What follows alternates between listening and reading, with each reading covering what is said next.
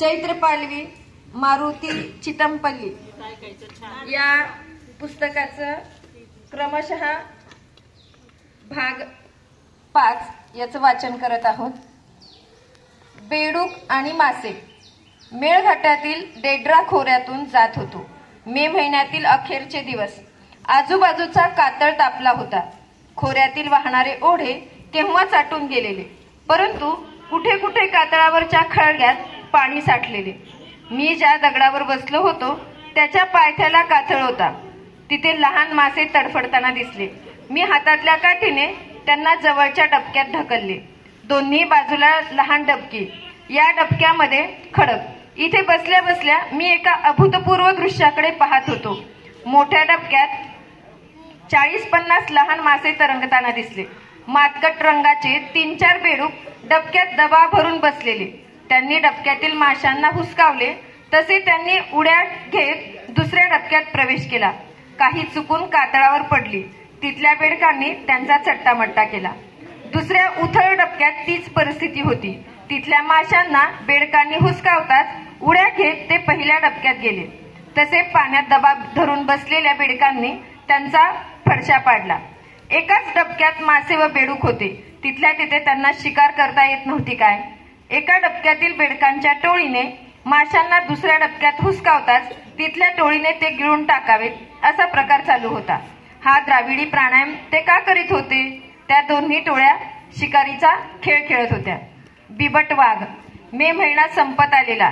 मी धारगडच्या वनविश्रामगृहात मुक्कामाला होतो, परंतु तिथे खूप उकाडा होत होता, म्हणून बागेत पलंग टाकून झोपलो। आभाळातील चांदण्या पाहत कधी झोप लागली हे कळले देखील नाही।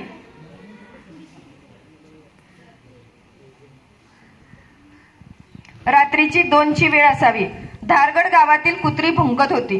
थोड्या वेळाने लोकांची आरडाओरड ऐकू येऊ लागली। नंतर 3च्या दरम्यान वनपालाने येऊन सांगितले की बिबट वाघाने एक लहान मुलाला 200 फूट ओढून नेले। तो जखमी झाला। अंगारीने त्याचा पाठलाग करून मुलाला बिबट्याच्या तावडीतून सोडवून आणले। हे सारे घडत असताना त्या मुलाचे आई बाप झोपेतच होते। मुलगा दोघांच्या मध्ये झोपला होता। मी लगेच जागेवर जाऊन पाहणी केली। जखमी मुलाला औषधोपचारासाठी जीप मधून अकोल्याला रवाना केले। परत आलो, पलंगावर पडून राहिलो। आभाळ आले होते। उंच आभाळाच्या गाभाऱ्यातून चातकांच्या थव्याचा आवाज ऐकू येत होता। आता निश्चितच पावसाला सुरुवात होणार होती। झालेही तसे। जिकडे तिकडे ढगाळ वातावरण होऊन पावसाला सुरुवात झाली। मैना, बामणी मैना आणि साध्या मैना यांनी घराच्या भिंतीच्या छिद्रात घरटी बांधायला सुरुवात केली असून त्यात त्यांची पिले वाढत आहेत। पिलांना चारा भरवण्यासाठी त्यांची सतत ये-जा चालू आहे। साध्या मैना मोठ्या भांडकुदळ, एवढ्या तेवढ्या कारणावरून त्या आपसात भांडत। त्यांची एकदा जुंपली की पालथ्या उतान्या होत, एकमेकांना चोची पंजाने मारत। बामणी मैनांना ही भांडणे पाहवत नसावीत। त्या भांडणाऱ्या मैनांकडे एकटक पाहत मधूनच एखादी बामणी मैना शिरजोर झालेल्या मैनेवर अवचितपणे झडप घालून भांडण सोडवी। पण तशा त्या दयाळूच म्हणायच्या। एकदा तर ती मैना कोतवालाच्या पिल्लांना चारा भरवताना पाहिले। फुलोरा, बांबूच्या बेटांना 40 ते 60 वर्षांनी एकदाच सार्वत्रिक फुलोरा येतो। त्यानंतर बांबूचे बेटे मरून जातात। बांबूला फुलोरा येणे आदिवासी शुभ मानत नाहीत।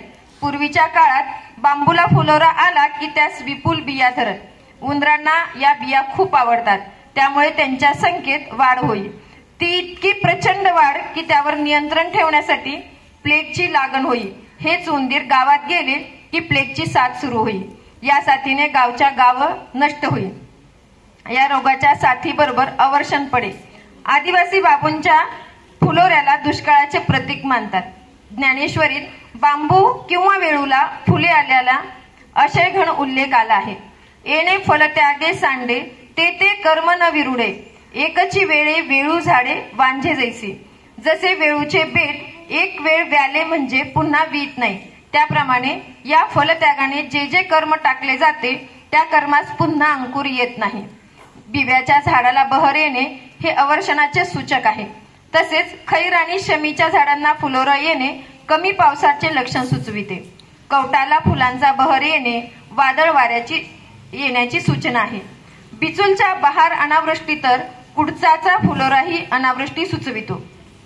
अनिकेतन टिटवी. टिटवीचा आवाज मी अनेक वर्ष अनेक ठिकाणी ऐकला आहे. नदीकाठच्या वनविश्रामगृहात मुक्कामाला आहे. जिकडे तिकडे विलक्षण शांत आहे. वाहणाऱ्या नदीचा नादमधुर आवाज येतो. मला हळूच जाग येते ती टिटवीच्या दुःखाच्या सुराने. मध्यरात्र होऊन गेली आहे. दुरून येणारा आवाज ऐकत ऐकत मला कधीतरी झोप लागते. तो आवाज मी सागर किनाऱ्यावर असणाऱ्या वाडीतील घरातून ऐकला आहे. बाहेर पुळणीवर पिठासारखे चांदणे पडले आहे. समुद्राच्या लयबद्ध गाजेतून अंतरिक्षात जाणारा तिचा विश्रांत स्वर ऐकू येतोय. मराठवाड्यात क्षितिजापर्यंत पसरलेली माळराणे आहेत. अशाच माळरानातच टिटवीची घरटी आढळून येतात. एखाद्या वटवृक्षाच्या सावलीत पुरातन हेमाडपंथी देऊळ उभे आहे. पहाटे आणि संध्याकाळी देवळाच्या पायऱ्यावर बसून माळरानाकडे पाहणे एक अद्भुत अनुभव आहे. अशा समयी टिटवी आपल्या आवाजाने सारे माळरान निनादून टाकते. टिटवी जीवन आणि मृत्यूचे प्रतीक आहे. तिचा आवाज ऐकला की मरणाची आठवण येते. परंतु जीवनावर अफाट प्रेम करणारी टिटवी आहे. येशू ख्रिस्ताला क्रुसावर चढविताना ती अशीच ओरडली. परंतु त्या दयाघणाला वाटले की ती आपली चेष्टा करते, म्हणून त्याने तिला शाप दिला. तू अनिकेतन होऊन अशीच भटकत राहशील. खरोखरच तिच्या इतके अनिकेतन कोणी पाखरू नसावे. ती खुल्या माळ रानावर, तर कधी नदीकाठच्या बरड रानात, तर कधी समुद्राच्या पुळणीवर आपले घरटे करते.